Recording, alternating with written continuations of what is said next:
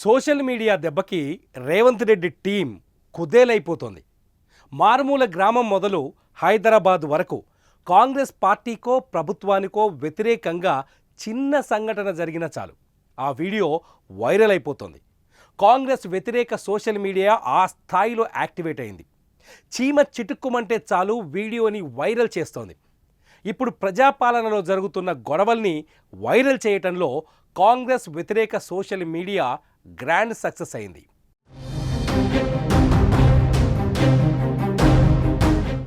ప్రజాపాలనలో భాగంగా గ్రామీణ స్థాయిలో సమస్యల పరిష్కారానికి వెళ్లిన అధికారులను కొందరు వ్యక్తులు నిలదీస్తున్నారు. ఇళ్ల కేటాయింపు కావచ్చు, రేషన్ కార్డులో పేర్లు కావచ్చు, రైతు రుణమాఫీ కావచ్చు, ఉచిత గ్యాస్ కావచ్చు, ప్రభుత్వం ఇచ్చిన హామీల విషయంలో చిన్న తప్పు జరిగిన ప్రజలు అధికారులను ప్రశ్నిస్తున్నారు. అయితే ఆ ప్రశ్నించే సమయాన్ని వీడియో కెమెరాలో చిత్రీకరించడంలో కాంగ్రెస్ వ్యతిరేక సోషల్ మీడియా సూపర్ హిట్ కొట్టింది. ఆ వీడియోలను మీరు కూడా చూడండి.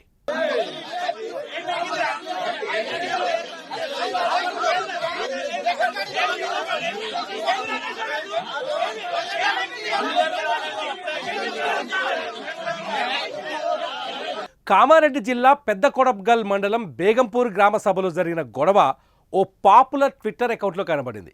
యాదాద్రి భువనగిరి జిల్లా బీబీనగరం మండలం నెమరుగొమల గ్రామంలో జరిగిన ఘర్షణ అదే పాపులర్ ట్విట్టర్ అకౌంట్లో కనిపించింది.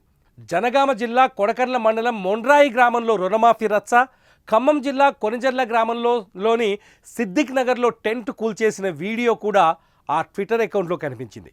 కరీంనగర్ జిల్లా, జగిత్యాల జిల్లా, ఇలా ప్రతి జిల్లాలో ప్రతి గ్రామంలో జరిగిన గ్రామ సభలు, ఆ సభల్లో జరిగిన ఘర్షణలు సోషల్ మీడియాలో వైరల్గా మారి హల్చల్ సృష్టిస్తున్నాయి.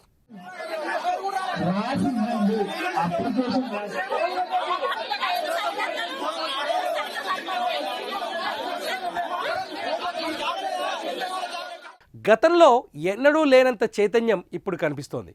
గత ప్రభుత్వం కాలంలో ఎంత పెద్ద సమస్య వచ్చినా, గొడవ జరిగినా సోషల్ మీడియాలో కనిపించేదే కాదు. కానీ ఈ ప్రభుత్వంలో మాత్రం ప్రతి చిన్న విషయం సోషల్ మీడియాలో వేగంగా వైరల్ అవుతోంది. ఇది సోషల్ మీడియాలో వచ్చిన చైతన్యమా, లేదంటే కాంగ్రెస్ వ్యతిరేక మీడియా సాధించిన పట్టా అన్నది ఇక్కడ ఆసక్తికరమైన విషయం.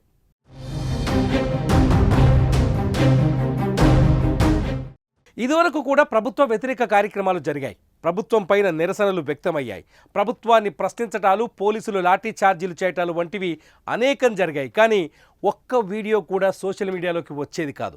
కనీసం మెయిన్ స్ట్రీమ్ మీడియా కూడా పెద్దగా ప్రసారం చేసేది కాదు. కానీ తెలంగాణలో ప్రభుత్వం మారిన తర్వాత సోషల్ మీడియా ఎవ్వరూ ఊహించనంత యాక్టివ్ అయింది. ప్రభుత్వ వ్యతిరేకతకు సంబంధించిన ఏ వీడియో వచ్చినా సోషల్ మీడియాలో అప్లోడ్ అయిపోతూనే ఉంది.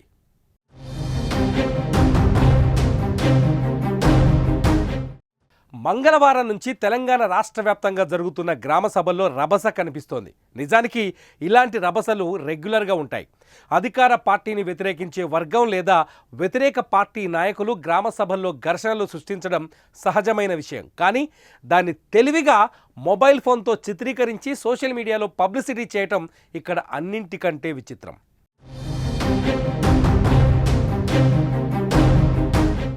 ఇంకో ఇంట్రెస్టింగ్ పాయింట్ ఏంటి అంటే, ప్రభుత్వ వ్యతిరేక సంఘటనలు ఎంత వైరల్ అవుతున్నాయో ప్రభుత్వం తీసుకొచ్చిన పథకాలు, వాటి లబ్ధిదారులు పొందిన ప్రయోజనాలు మాత్రం కనీసం వార్తల రూపంలో కూడా కనిపించడం లేదు.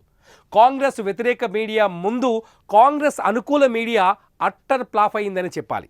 ప్రభుత్వం తీసుకొచ్చిన ప్రజా ప్రయోజన పథకాలను ప్రచారం చేయడంలో కాంగ్రెస్ సోషల్ మీడియా కావచ్చు, రేవంత్ రెడ్డి సోషల్ మీడియా కావచ్చు, అందరూ అట్టర్ ఫ్లాప్ అయ్యారన్నది విశ్లేషకుల అభిప్రాయం.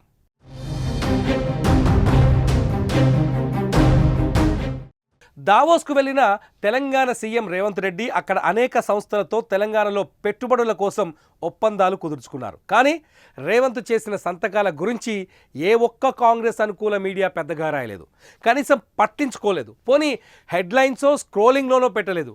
అంటే కాంగ్రెస్ ప్రభుత్వం మీడియాకు దూరంగా ఉందా, లేదంటే మీడియా కాంగ్రెస్కు దూరంగా ఉందా అన్నది ఇక్కడ అనుమానించాల్సిన అవసరం ఏర్పడుతోంది.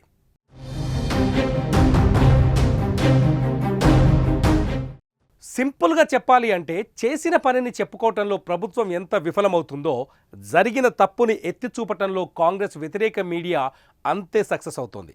ఇక్కడ తప్పెవరిది అన్నది పక్కన పెడితే ప్రయత్న లోపం ఎవరిలో ఉన్నది అన్నది మాత్రం విస్పష్టంగా అర్థమవుతోంది. చూద్దాం ఈ సోషల్ మీడియా వార్ ఇంకా ఎంత దూరం వెళ్తుందో, ఏమేమి వింతల్ని మనకు చూపిస్తుందో. మరి మీరేమంటారు? ఈ వీడియో పైన మీ అభిప్రాయాన్ని విపులంగా రాయండి.